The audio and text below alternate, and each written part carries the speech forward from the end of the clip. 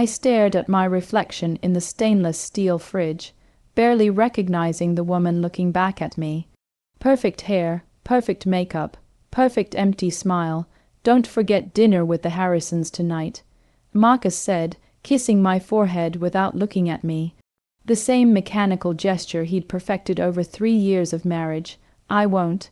I heard myself say, the words automatic, rehearsed. He grabbed his briefcase, already halfway out the door. And Claire, wear the blue dress, the one Mother bought you. It photographs well. The door clicked shut before I could respond.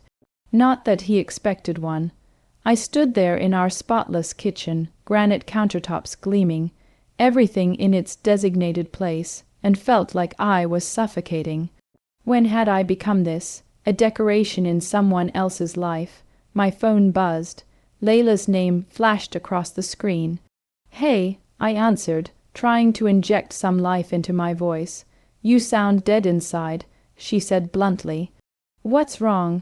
"Nothing, just tired." "Liar, I know you, Claire. What is it this time? Another charity dinner? Another evening pretending to care about Marcus's colleagues' golf handicaps?" I laughed, but it came out hollow. "Dinner with the Harrisons. Cancel it." "I can't just." "Yes, you can. Come out with me tonight. There's this new club downtown. Live music. Real people having real fun. Remember fun." I did remember.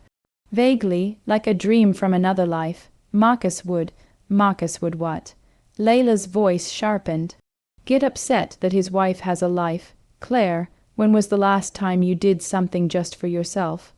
The question hung in the air, unanswerable. I couldn't remember. "I have to go." I whispered, "Think about it, please, the offer stands." After she hung up, I stood there for a long time. Then I walked to my closet, past the blue dress Marcus wanted me to wear, and pulled out something I hadn't touched in years. A red dress, bold, the kind of thing I used to wear before I became Mrs. Marcus Harrison. I held it against my body, looking at myself in the mirror. When was the last time you did something just for yourself? My hands were shaking as I reached for my phone and texted Marcus, "Not feeling well. Canceling tonight. You should go without me." His response came immediately. "We'll discuss this when I get home." But I was already texting Layla. "What time should I meet you?" The bass hit me like a physical force as I stepped into the club. Lights strobed across bodies moving in rhythm, everyone lost in their own world. I felt my chest loosen for the first time in months. "There she is." Layla grabbed me, pulling me into a hug. "I'm so proud of you." "I feel like I'm doing something wrong," I admitted, shouting over the music. "You're doing something right. Now drink this." She pressed a glass into my hand. "To bad decisions." I laughed, really laughed, and raised my glass. "To bad decisions." The alcohol burned going down, but it felt like waking up. We danced, talked, laughed at nothing and everything. I forgot about Marcus, about the Harrisons, about being the perfect wife. That's when I saw him. He was standing by the bar, dark hair catching the lights, watching me with an intensity that should have been uncomfortable, but wasn't. When our eyes met, he smiled. "Friend of yours?" Layla asked, following my gaze. "I don't know him." "Well, he's coming over. I'll be at the bar if you need rescue." He moved through the crowd easily, confident but not arrogant. Up close, he was even more striking. Deep brown eyes that seemed genuinely curious. "I'm Dante," he said, not shouting, somehow making his voice carry just to me. "Claire, you look like someone who just broke free of something." I blinked. "What? The way you're dancing. Like you just remembered how." He smiled. "I'm a photographer. I notice things." "What else do you notice?" "That you keep checking your phone. That your dress is gorgeous but you're wearing it like armor. That you're here with a friend but you're alone in your head." It should have felt invasive. Instead, it felt like being seen for the first time in years. "You're very observant for a stranger. Want to go somewhere quieter? Just talk. I promise I'm not a serial killer." I should have said no, should have thanked him politely and gone back to Layla. Instead, I heard myself say, "My place is close." His eyebrows rose slightly. Are you sure? Was I? No, but I was tired of being sure, being careful, being perfect. Yes. I found Layla, told her I was leaving. She looked concerned. Claire, you don't know this guy. I know, but I need this. I need to feel like myself again, even if it's just for tonight. She studied my face, then nodded slowly. Keep your phone on. Text me every hour. In the Uber, Dante and I talked about everything, his work, his travels, his failed engagement. I loved her, he said quietly, but somewhere along the way I stopped being me. I became what she needed instead. I know that feeling. I whispered. Is that why you're out tonight, breaking free? Something like that.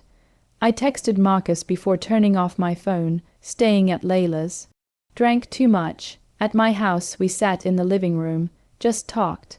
He told me about photographing strangers, capturing moments of raw humanity. I told him about the art gallery where I worked part-time, how Marcus called it my hobby job. That's bullshit, Dante said. Art isn't a hobby, it's essential. Marcus doesn't see it that way. Then Marcus doesn't see you. The words hit deeper than they should have.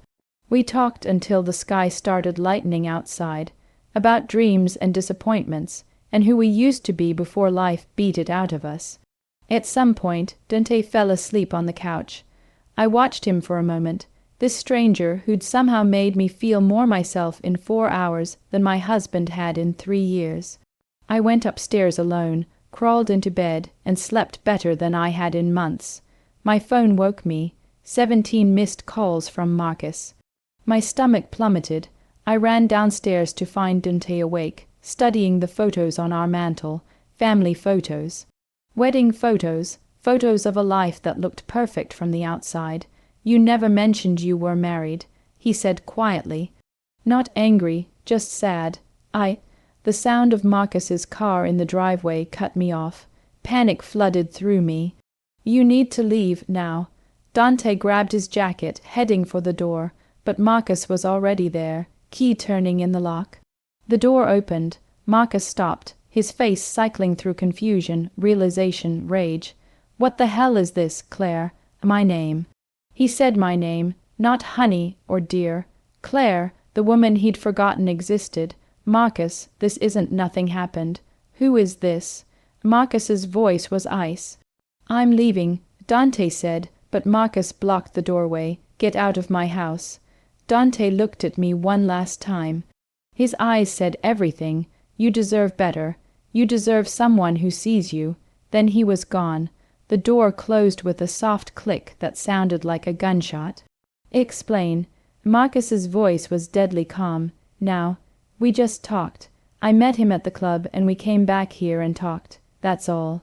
You brought a stranger to our home. We talked, Marcus. He slept on the couch. Nothing happened. Do you have any idea what you've done? What people will think?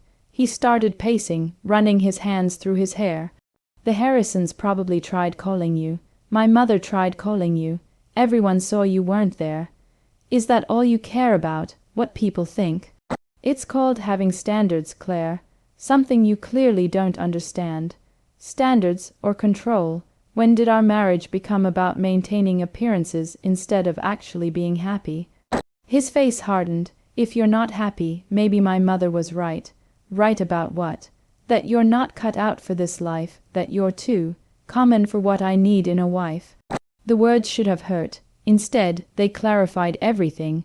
I wasn't a partner to Marcus. I was a prop. An accessory that wasn't performing correctly. I want you to think very carefully about your next moves. Marcus continued, his voice cold and measured. Because this is grounds for divorce, and I will make sure everyone knows exactly who's at fault. He walked upstairs without another word.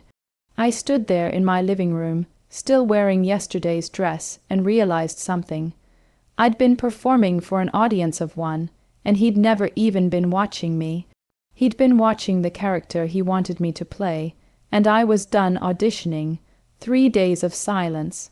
Marcus slept in the guest room, left for work before I woke up, came home after I'd gone to bed.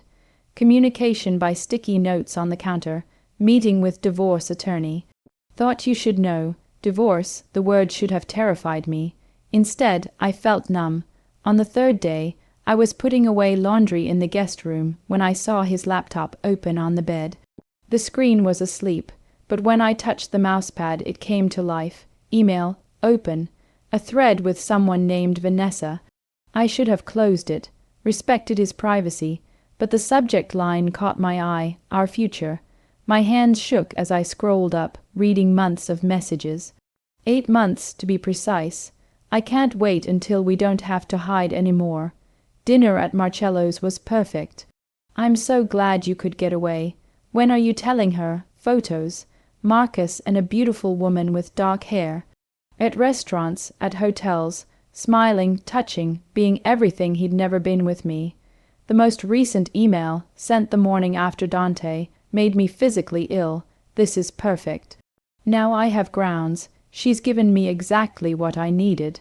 I stared at the screen until the words blurred. He'd planned this, waited for me to slip up so he could paint himself as the victim. My one night of innocent conversation had been the gift he'd been waiting for. With shaking hands, I took out my phone and started screenshotting everything. Every email, every photo, every carefully documented lie. Then I called Layla. She arrived 20 minutes later to find me sitting on the floor, surrounded by printed emails. "Oh, Claire," she knelt beside me. "I'm so sorry. 8 months, Layla.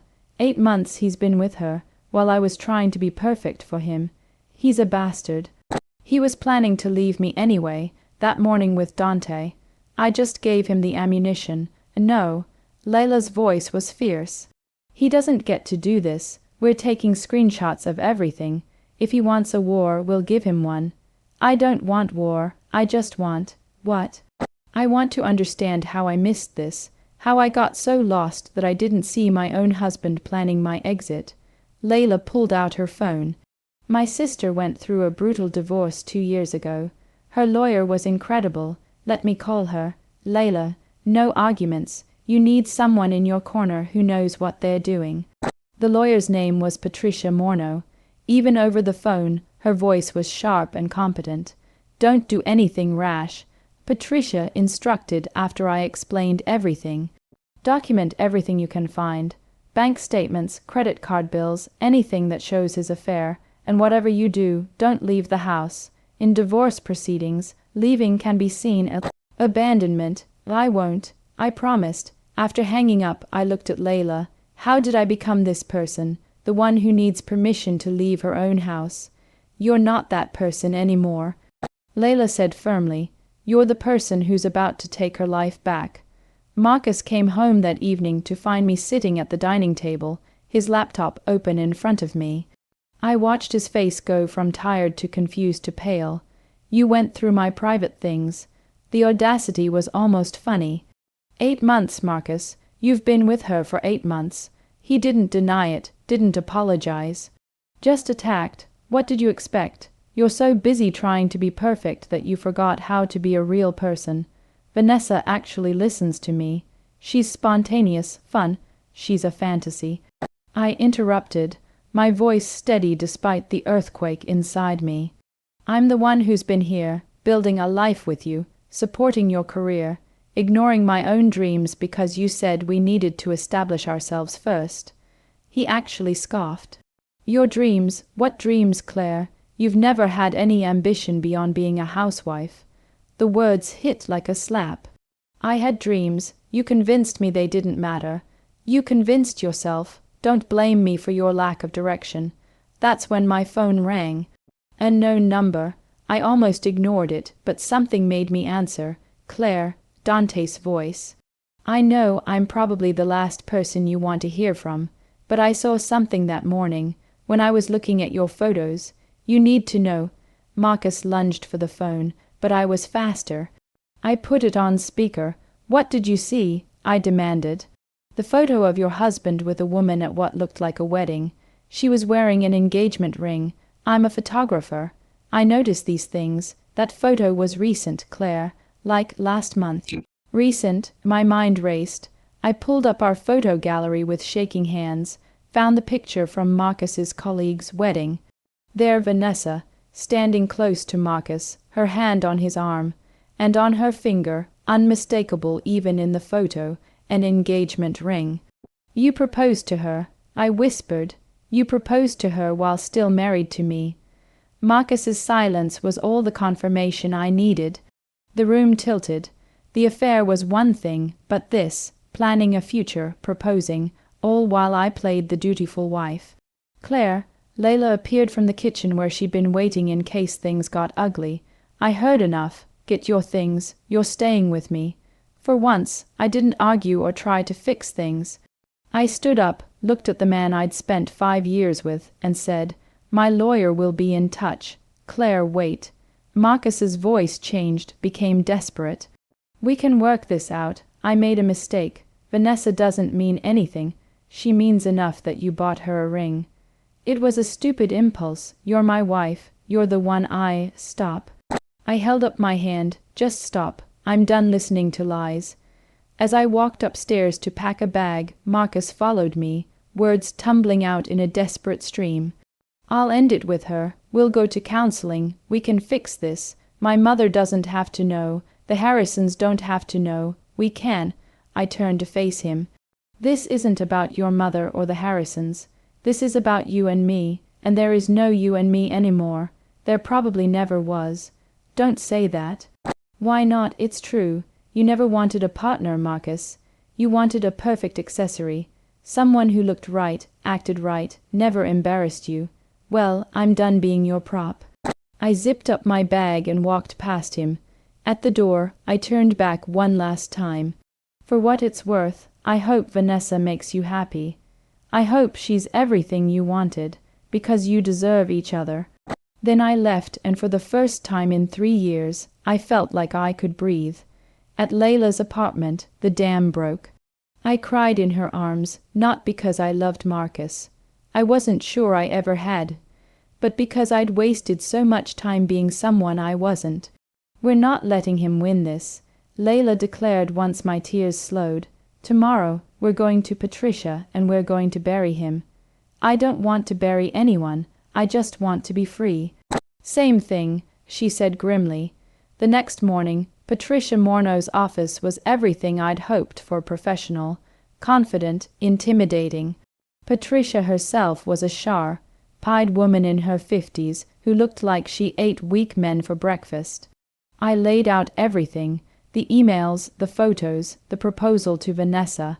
Patricia's eyes gleamed. "This is excellent evidence. In this state, adultery can significantly affect asset division and alimony. Plus, if he proposed to her while married to you, that demonstrates premeditation and intent." "What does that mean?" "It means he can't claim it was a moment of weakness or a mistake. He was planning a future with her while married to you. Any judge will see that clearly." She leaned forward. "But I need to ask you something, Claire. What do you want from this? Revenge, money? Or do you want to rebuild your life?" The question stopped me. "I want my life back, the one I had before I met Marcus. I want to remember who Claire is without someone else's expectations." Patricia smiled. "Then that's what we fight for." Over the next few days, my phone became a war zone. Marcus's mother, Eleanor, left increasingly hostile voicemails. "Claire, this is Eleanor. Call me immediately. We need to discuss your behavior." "You ungrateful girl. My son gave you everything, and this is how you repay him. If you think you're getting a penny from this family, you're sadly mistaken." Marcus's friends called too. Some genuinely concerned, others clearly following his script. "Marcus says you brought someone home. Is that true? Maybe if you'd tried harder to make him happy." "He's a good guy, Claire. Don't ruin his life over one mistake." But the surprising call came from Vanessa. "Claire, this is Vanessa. Please don't hang up." My finger hovered over the end button. "What do you want?" I didn't know. Her voice was small, shaking.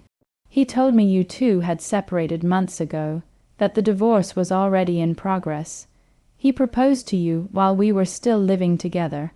I know now, after I saw how he panicked when I mentioned our engagement to his business partner. I realized I might not know him at all." She paused. Can we meet, please? I need to understand what's real and what's been a lie. We met at a coffee shop the next day. Vanessa was beautiful, successful, everything I'd imagined. She was also terrified. He said you were cold. She told me that the marriage was dead, that he'd been trying to leave for over a year, but you kept manipulating him into staying. He said I manipulated him, that you threatened to ruin his career if he left, that his mother never approved of you, but he married you anyway out of love, and you'd made him regret it every day since. The elaborate lies were almost impressive. None of that is true. I know that now. After you left, he called me 40 times, begging me to say we'd broken up months ago, to tell anyone who asked that I didn't know he was married. She looked at me with tears in her eyes. I'm so sorry. I never wanted to be that woman. You're a victim too. I said quietly. He lied to both of us. Would you be willing to provide testimony, if it comes to that? She nodded. Whatever you need. He doesn't get to do this to people. Marcus's lawyer sent the initial divorce proposal. Reading it made Patricia actually laugh. He wants the house, most of the savings, and he's claiming you committed adultery with Dante. She looked at me over her reading glasses. Let him try to prove it. Meanwhile, we have 8 months of documented infidelity and witness testimony from his affair partner. He's bluffing. But Marcus had one more card, my job. He's arguing that since his income primarily supported your household, you're not entitled to significant assets. He's calling your gallery work a hobby job. Rage flared in my chest. It's not a hobby, it's my passion. Then prove it. Make it into something he can't dismiss. I thought about the conversation I'd had 3 months ago with Simone, the gallery owner. She'd offered me a partnership. I'd turned it down because Marcus said it would be too demanding, and we were planning for children soon, a plan I'd never agreed to. I called Simone. Claire, I was hoping I'd hear from you. How are you holding up? Is that partnership offer still available? Silence. Then, absolutely. That husband of yours has been holding you back for years. You have an incredible eye for art, Claire. Let's make this official. Within a week, I'd signed a partnership agreement. Patricia was thrilled. It strengthened my financial position significantly. But more than that, it was reclaiming a part of myself Marcus had convinced me was worthless. When Marcus found out, he showed up at the gallery, causing a scene. You can't make major career decisions without discussing it with me. Simone stepped between us, fierce despite being a foot shorter than Marcus. She's not your property, and this is a place of business. Leave, or I'm calling security. Watching Marcus always so controlled, so superior being escorted out by a security guard, was oddly satisfying. But it was also sad. Had he always been this small? That night, Dante texted me. Saw your partnership announcement on Instagram. Congratulations. I smiled, typing back. Thank you for that morning, for reminding me who I used to be. His response came quickly. You're still that person. You just forgot for a while. We all do. Layla insisted on celebrating. We went back to the same club where everything had started. But this time, I wasn't running from anything. I was running toward myself. As we danced, I caught my reflection in the bar mirror. The woman looking back had light in her eyes again. She looked like someone coming home. Marcus's carefully constructed world was collapsing. First, Vanessa posted on social media. A simple but devastating message. I deserve someone who tells the truth. I deserve better than being the other woman. It went viral in their social circles within hours. Then came the professional consequences. Vanessa worked at a client company, making Marcus's undisclosed relationship a conflict of interest. His firm's partners suddenly became very interested in his conduct. He wasn't fired, just encouraged to resign. Elena tried one last power play, inviting me to lunch. I brought Patricia. Claire, this is a family matter. Elena said icily when we arrived. Patricia smiled. Actually, Mrs. Harrison, this is a legal matter. Your son committed adultery, fraud, and emotional manipulation. My client is being generous, offering settlement instead of going to court. Elena tried to buy me off. Name your price. Just drop this nonsense and disappear quietly. I finally understood where Marcus had learned his tactics. Everything was transactional to these people. I don't want your money. I said calmly, I want what I'm legally entitled to, and I want my freedom. That's not for sale. The mediation session was brutal. Marcus looked terrible, unshaven, desperate. I still love you, Claire. I never stopped. This was all a mistake. Can't we forget everything and start over? A month ago, those words might have weakened me. Now I just felt tired. No, Marcus, we can't, because I finally realized something. I don't love you. I don't think I ever did. I loved the idea of us, the picture. Perfect life. But it was all a performance, and I'm done performing. The final settlement was fair. House sold, proceeds split, savings divided. Marcus would pay spousal support for 2 years. But more importantly, I was free. As I signed the papers, I felt something lift off my shoulders. The weight of other people's expectations, of trying to be perfect, of living a lie. You did good, Patricia said, shaking my hand. A lot of women would have settled for less just to end it quickly. You fought for yourself. As I left the lawyer's office, I realized she was right. For the first time in years, I'd fought for what I wanted instead of accepting what someone else thought I deserved. 6 months after the divorce, I stood in my new apartment arranging paintings for a solo exhibition. Reclaimed, art about women finding themselves after loss. I'd even included 2 of my own photographs, pieces I'd created before Marcus convinced me I wasn't good enough.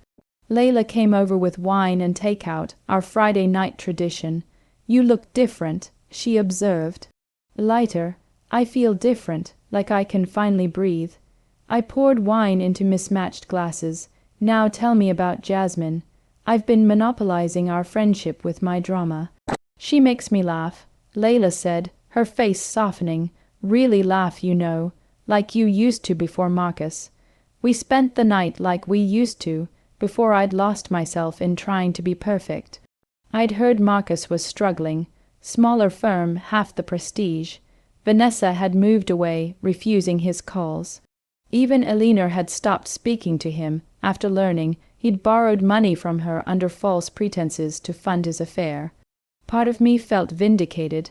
A smaller part felt sorry for him, but mostly I felt nothing. He'd become irrelevant to my story. Dante and I met for coffee occasionally, friends, nothing more. That night wasn't a mistake. He said, maybe the timing was wrong, but you needed to wake up. We both did. The exhibition opening was packed. I saw faces from my old life, curious about my transformation. I saw Simone beaming, Layla and Jasmine with flowers. Even Patricia came, as I stood before myself. Portrait, the woman I forgot. I felt tears prick my eyes. Grateful tears. A woman approached, maybe 30, staring at the piece intently. This is beautiful, she whispered. It's like looking at myself. I'm in a marriage where I don't recognize who I am anymore. I turned to her, seeing my past self. Then maybe it's time to remember. I said gently. We talked for an hour. I gave her Patricia's card. As she left, I realized my purpose now, not just creating art, but being proof that you could lose yourself and find your way back. That night, alone in my apartment, I looked at the divorce decree framed on my wall. Not as a trophy, but as a reminder that I'd survived my own unraveling and built something better from the pieces. The stranger I'd invited home hadn't destroyed my marriage. He'd just revealed what was already broken. And sometimes things need to break before they can become what they were meant to be. A year later, I returned to that same club with Layla, Jasmine, and Simone, celebrating my second exhibition's success. The music was just as loud, the lights just as chaotic, but I was different now. Not because I'd gotten revenge on Marcus or proved everyone wrong. I was different because I'd proven something to myself, that I was strong enough to start over. I didn't need a villain to defeat or a dramatic victory to claim. I just needed to wake up every morning and choose myself. That was the real transformation, not the divorce, not the new career, not even the healing. It was the quiet, daily decision to stop performing and start living. As I danced, I caught my reflection in that same bar mirror. The woman looking back smiled, genuine, free, whole. She'd invited a stranger home and lost her marriage, but she'd found something infinitely more valuable, herself. And that, I realized, was the happy ending I'd been searching for all along. Not a prince or a perfect life, but the courage to be imperfectly, authentically me.